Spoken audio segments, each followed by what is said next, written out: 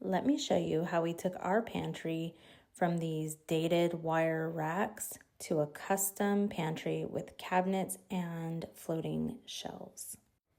It all started with the drawing and trying to figure out how to do this. So we removed all the trim, removed all the wire shelves, and then we had to get down to business. So in our pantry, our 2x4s on the walls are like 26 inches apart. So we ended up having to remove some of the sheetrock and reinforcing the walls with extra 2x4s.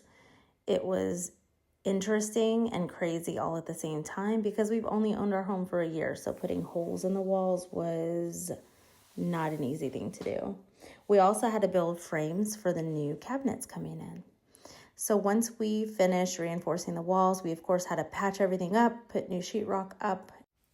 Now we started building the shelves, and we decided to put shiplap between the shelves, but we didn't put it behind the shelves because if ever we want to change our style out or whatever, we can just pull that down without pulling the whole shelf down, which made more sense to me anyway. So we painted that before we put it up so that all we would have to do is touch it up.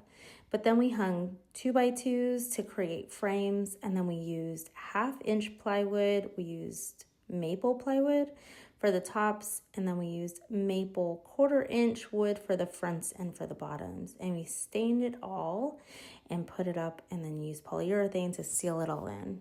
We decided to go with a white shaker cabinet that matched our kitchen, and I think it looks so good because it ties everything back in together. And we stained the plywood before we put it on so that we wouldn't have to do it in here. But the fronts did have to wait until they were in to get stained. We built boxes to kind of cover the blank spaces on the sides, which we weren't really sure what we were going to do with, but at least it added some support for that countertop piece.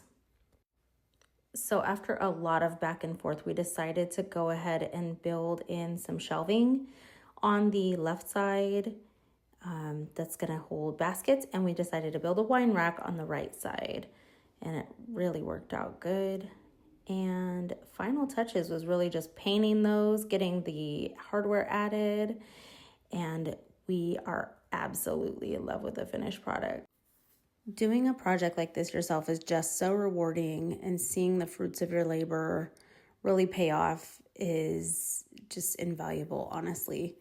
I could have paid somebody to come in here and do this, but I wouldn't have the same pride behind it as I do from doing it ourselves.